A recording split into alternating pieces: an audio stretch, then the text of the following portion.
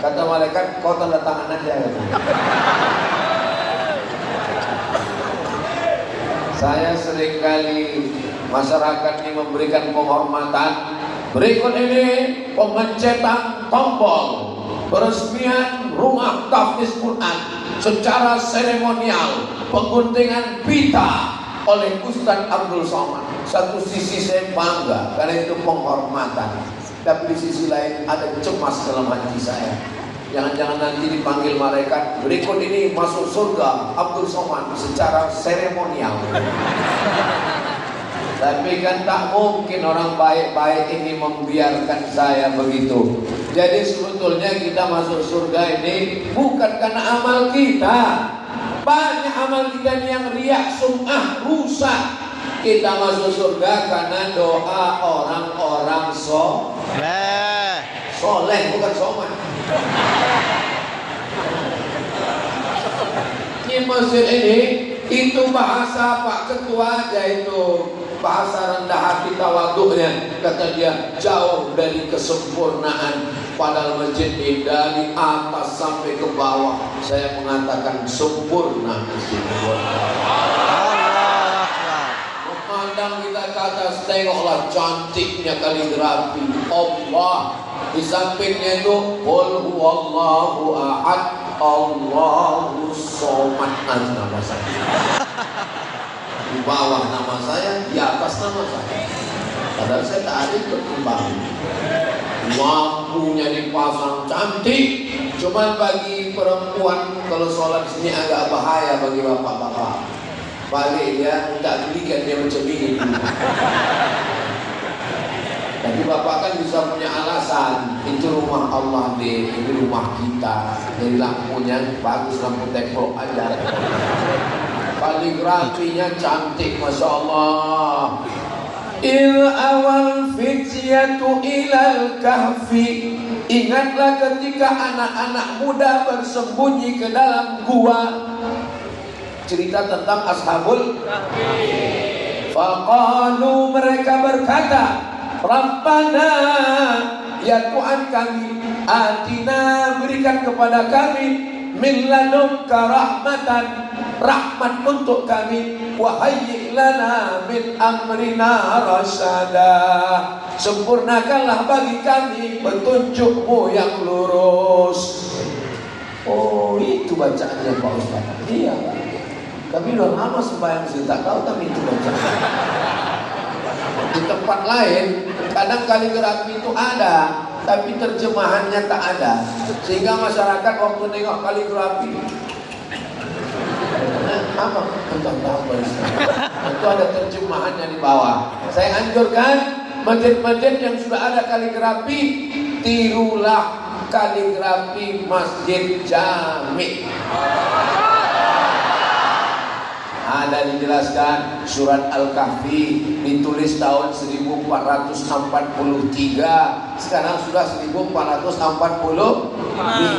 dan sudah 2 tahun juga masih cantik kaligrafinya, semuanya ada. Ini pula kayu-kayu jati, AC-nya lagi hidup, AC-nya ini kan.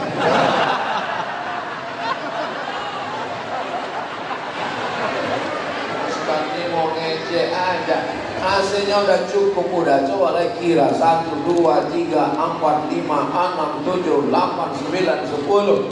Ini panas ini karena jumlah kita ini udah tak sesuai lagi. Ini kan kalau menurut sholat ini sujudnya di belakang kawan kita ini. Ini macam susunan shop di Taman Raudhah Madinah.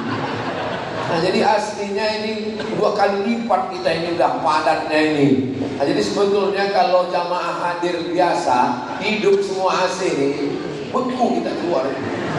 Macam di dalam freezer. Nah, ini udah luar biasa. Begitu juga tentang satir. Nah, ini satir penting. Satir ini pembatas laki-laki perempuan. Memang beginilah tingginya. Tingginya itu memang begitu, tertutup 2 meter. Karena di beberapa masjid dipasang orang tua macam nentakrau. Ini ya, yang sembahyang di belakang anak-anak gadis, nampaklah muka dia. Sehingga yang sok belakang anak-anak muda itu lain bunyi aminnya. Wal maghdubi alaihim waladdallin, kata imam. Amin. Kalau begini mana nampak muka orang kan? Tapi waktu pengajian dibuka. Di belakang khusus untuk perempuan disediakan pula ada kaca cermin. Ini penting karena mungkin ada musafir dari pinggir jalan masuk dia sholat, kadang-kadang kan entah kesapu make up apa. Orang senyum, kita senyum, rupanya alis sudah turun ke bawah. Nah, itu turun kaca itu. Habis dia mewuduk ditengok, oh udah lepas. Karena ada itu video yang orang pesta waktu anaknya sungkem ke ibunya. Dosaku begitu banyak, ini peluknya. Semua orang ketawa rupanya lepas. Itu pentingnya. Kira-kira yang saya cakapkan ini betul apa tidak? Betul. Bukan aku mengada-ngada. Itu posisi jam itu udah tepat. Jam dinding masjid memang di situ letaknya. Karena beberapa masjid diletakkan pula jam di sini. Khotib di sini. Mana yang mau tengok jam? Jamaah yang dimuliakan Allah. Memang di situ udah pas. Maka ditulis di atas mimbar ini, khutbah Jumat jangan lebih 20 menit. Ini khotib kadang udah tahu di pusat kota. Orang mau masuk kantor, orang mau kerja, mau jaga toko, di pantai khutbah 40 menit. Di akhir khutbah, demikianlah khutbah yang singkat ini. Tak tahu orang lega apa semua kepala orang. Yang kucakapkan ini betul apa tidak betul? Saya ini cerita tentang fakta semua. Ini di dinding mesti ditulis, dilarang merokok. Ini kadang maulid Nabi selameran, orang di mana-mana dibagikan kue snack, ini tidak asbak. Kalau mau merokok ahli hisab di luar. Karena kalau di dalam itu baunya kemana-mana. Dan tidak semua orang suka dengan bau tembakau. Kita mau di masjid ini harum, wangi, semerbak. Makanya jangan tidur di dalam masjid. Apalagi telungkup. Pas posisi mulut di tempat sujud imam. Imamnya pula besok busuk, sujudnya lama busuk, makmumnya busuk. Menahan nafas, Allahu Akbar, Allahu Akbar. Ini penting, karena karpet ini aku tengok baru ini, baru. Mohon maaf Pak pengurus, ini sudah lunas karpet. Soalnya di beberapa masjid pernah saya tausiah. Pas saya tausiah, saya tengok saking kan tebalnya karpet itu, hilang jari-jari saya itu tenggelam. Tak berapa lama datang kertas. Baru 15 menit tausiah, datang kertas. Tengok, Ustaz tolong penggalangan dana karpet masih utang. Tapi masjid kita ini Masya Allah, tabarakallah. Jam dindingnya mahal, sehingga orang tahu. Oh, subuh jam 4:54. Oh, waktu isya, waktu suruh, waktu duha, imsak 4:44. Sehingga tanggal pun ada, Jumadil Awal. Tapi begitu disebut Jumadil Awal, hilang dia langsung. Ini masjid model. Saya anjurkan pengurus-pengurus masjid yang ada di Medan, yang ada di Sumatera Utara, Deli Serdang, Langkat, Asahan, Tapanuli Selatan, Tengah Utara, datanglah kalian ke Masjid Jamik untuk studi banding kemarin. Ini masjid saya rekomendasikan, bagus, Masya Allah, tabarakallah. Ada pula ditulis di situ, dilarang berdering.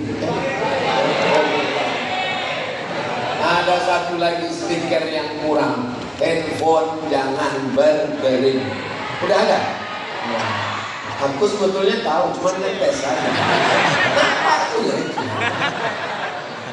Kalau orang tahu, tidak aku ngetes. Pas dibilang orang itu, oh berarti selalu ke masjid. Kalau pas dibilang ini kurang, dia pasti ketahuan. Berarti baru malam dia orang datang. Atau Oh, stiker itu baru dipasang tadi. Ini nampaknya masyarakat di Masjid Jami ini orang kaya-kaya semua. Amin. Dari mana Ustaz tahu di sini orang kaya? Di masjid lain keramik di lantai pun susah.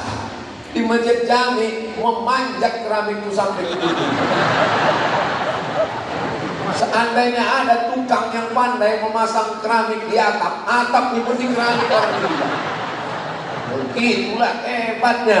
Mudah-mudahan yang mewakafkan tanah, mewakafkan semen, mewakafkan lampu, mewakafkan kubah, mewakafkan plafon, semuanya dibalas Allah kebaikannya. Amin ya Allah. Man bana masjidan, siapa yang membangun masjid, banallah mislahu baitan fil jannah, dibangunkan Allah untuknya satu tempat di dalam surga.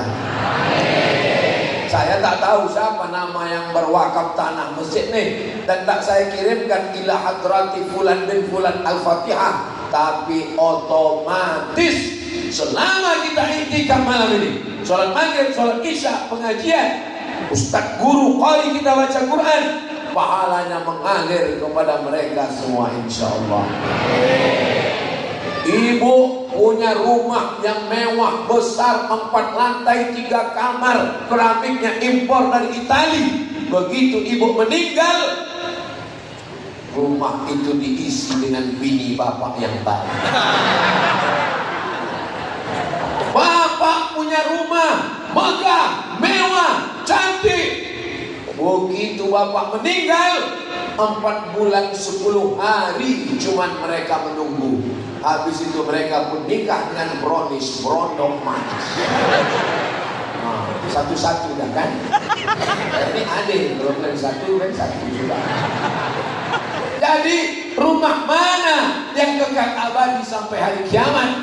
Yang sampai hari kiamat tidak bisa dijual, tidak bisa digadaikan, tidak bisa disewakan, tidak bisa dihibahkan.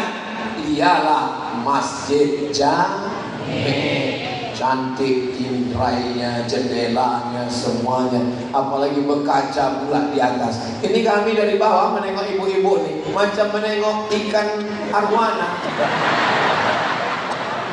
Ini macam ikan sapu-sapu.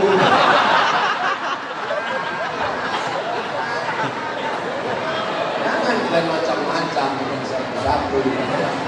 Ikan sapu-sapu itulah yang membersihkan akuarium.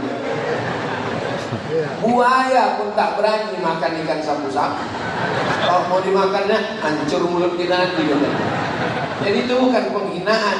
Jangan pula klaim somasi saya nanti. Saudara yang dimuliakan Allah Subhanahu wa Ta'ala, kalau tak bisa membangun satu masjid, jangan sampai tidak bisa semuanya. Kirimkan 2 sak semen, batu kerikil, batu bata, pembebasan tanah agak 2 meter. Pak Ustaz, masjid udah siap untuk apa lagi? Cari masjid yang sedang pembangunan, sumbangkan, hadiahkan pahalanya untuk almarhumah ibu, almarhum ayah. Mudah-mudahan adik-adik yang anak-anak muda ini nanti jadi orang kaya, pejabat, sukses. Camkan dalam hati, sebelum mati aku mesti membangun masjid untuk ayah dan ibuku insyaallah. Amin. Amin. Niatkan dalam hati, kalau aku kaya, kalau aku sukses, jadi bisnismen, jadi pengacara, jadi polisi, jadi tentara, aku akan bangun masjid untuk almarhum ayah dan almarhumah ibuku insyaallah. Amin. Masjid apa itu? Masjid Hajjah Maryam. Oh, nama mak dia. Masjid apa itu? Masjid Hajjah Fatimah. Oh, nama mak dia. Coba Masjid Ngakiem. Mak dia. Apa salahnya? Untuk mengenang almarhumah ibunya kan? Ibu mau tak anak ibu membangunkan masjid atas nama ibu?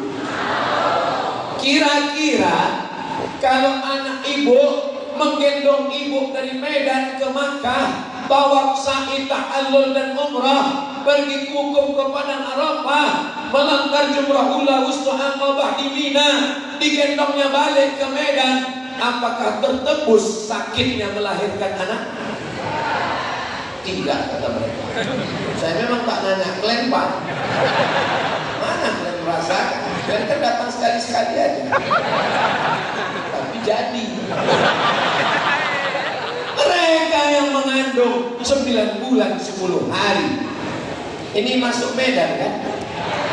Di Medan dia orang mengandung masih 9 bulan 10 hari. Apa orangnya? Aku tanya dia ketawa. Di tempat lain acara akad nikah bulan Januari, April lahir. Kalau ditanya, ini undangan akikah? Iya. Loh, baru kemarin Januari akadnya. Ini edisi minimalis. Rupanya di Medan orang masih mengandung 90 hari. Alhamdulillah. Cemana ceritanya Ustadz Somad bisa datang ke Masjid Jami ini? Ini panjang riwayatnya. Saya ke Medan Sumatera Utara ini kan setahun cuma 2 kali. Sekali datang 4 hari.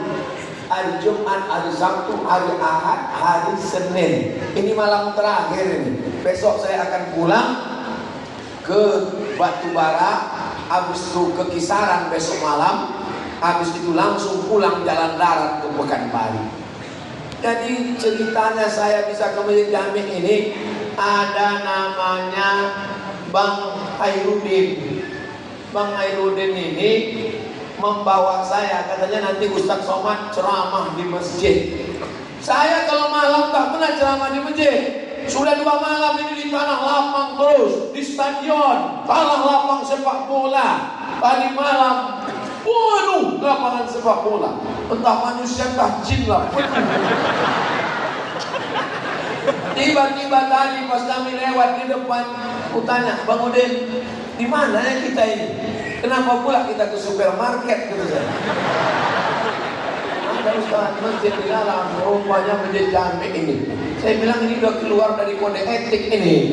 Kita biasanya ke masjid itu subuh. Kalau malam itu tak pernah kita ke masjid. Rupanya saya mau ditunjukkan ada masjid yang spesial rupanya. Nah, berdiri dulu Bang Hairudin yang membawa saya ke masjid ini. Nah, inilah nama orangnya, Bang Hairudin. Kenapa? Udah tengok dulu jelas-jelas. Kenapa? Udah. Kalian ambil gambarnya. Nah, nanti tak lama ini nampak lah belehonya.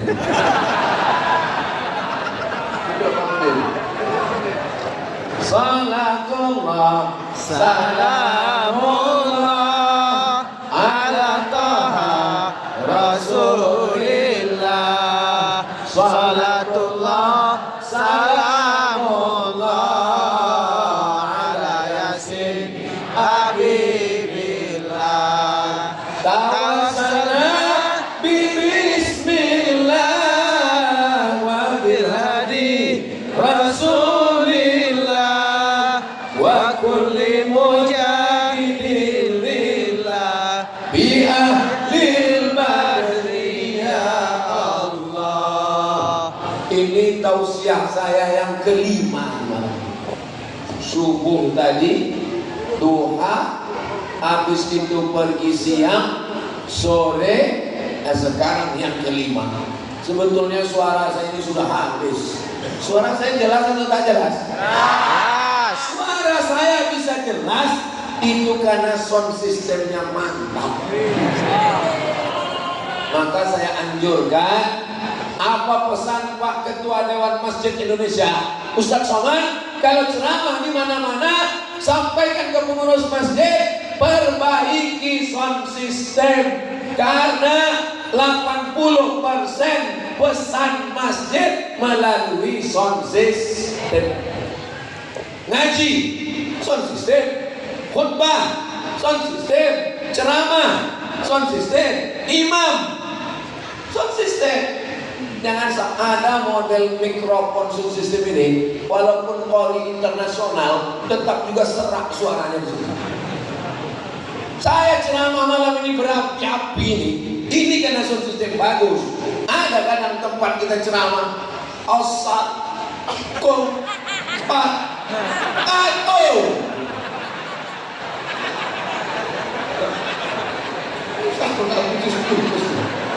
kita hari ini al-an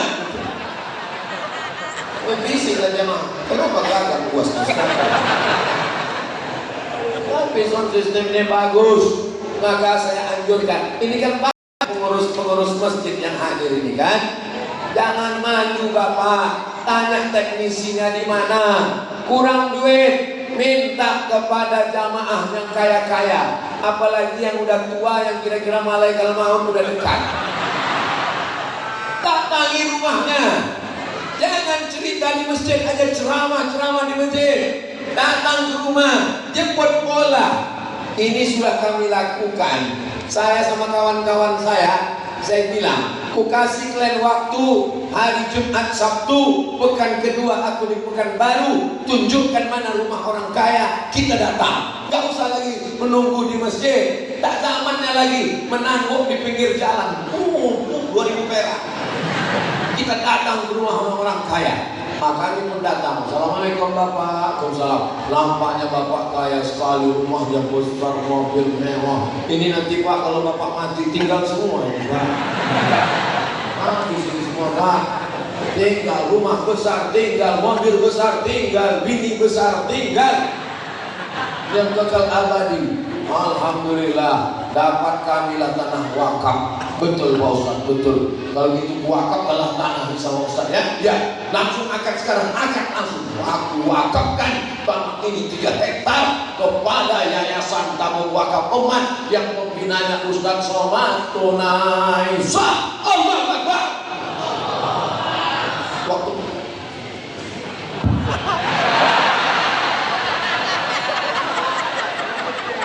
kalau tuan ke Pangkalan Titi, jangan. Kalau tuan ke Pangkalan Titi, belikan saya sekilo kubis. Kalau mic sudah mati-mati, itu tanda waktu sudah mau habis. Masya Allah, tabarakallah. Di mana-mana kalau saya tausiah, tidak boleh ada label merek air minum, karena berarti kita mengiklankan gratis produk orang. Tapi di Medan ini tidak dicabut oleh panitia. Kenapa? Karena ini produk saudara kita, Aini Kuah. Maka ibu-ibu majelis taklim, wirid yasin, bapak-bapak, belilah Aini Kuah, bangkitkan ekonomi umat. Ini jangan-jangan Ustadz Somad ini dapat iklan berapa persen? Tidak ada untuk saya, seperak haram tak ada. Tapi orang Aini Kuah ini menyumbang beras kepada fakir miskin. Saya pernah dibawa ke pabriknya, ini berton-ton, tapi bukan untuk saya. Kalau saya makan beras itu udah gemuk saya. Saudara yang dimuliakan Allah Subhanahu wa taala, gerakan belanja ke warung tetangga. Ini kan jamaah kita ada yang punya warung, ada yang punya catering, anak kita mau nikah, kita teleponlah catering dia. Assalamualaikum. Salam. Ini cateringnya jamaah Masjid Jami. Iya, bisa gratis ya? Bukan berarti kalau kita satu masjid itu gratis. Itu membunuh usaha orang namanya. Walaupun kita satu masjid, satu jamaah, tujuannya supaya duit itu berputar di antara kita. Itulah makna berjamaah. Bangunannya udah bagus, tapi orangnya ini sekarang banyak antar sesama jamaah masjid tak kenal, tak tahu dia tak siapa. Assalamualaikum warahmatullahi wabarakatuh. Assalamualaikum warahmatullahi wabarakatuh. Macam yang nampak padi, la salam wala kalam. Kita kalau selesai sholat itu, Assalamualaikum warahmatullahi wabarakatuh. Assalamualaikum warahmatullahi wabarakatuh. Mana boleh salaman selesai sholat Pak Ustaz? Salaman selesai sholat sunnah. Kalau belum salaman tadi, kalau sudah salaman sebelum sholat, habis sholat dia salaman, hukumnya mubah. Kalau sebelum sholat tak ada salaman, selesai sholat dia salaman, apa namanya? Sunnah. Sebelum sholat udah salaman, habis sholat salaman lagi, apa namanya? Mubah. Mubah. Tidak ada yang haram, guys. Mana haram? Yang haram itu sedang sholat salaman. Apa kabar Pak Camat? Dijawab pula sama Pak Camat tuh. Ngomong tuh.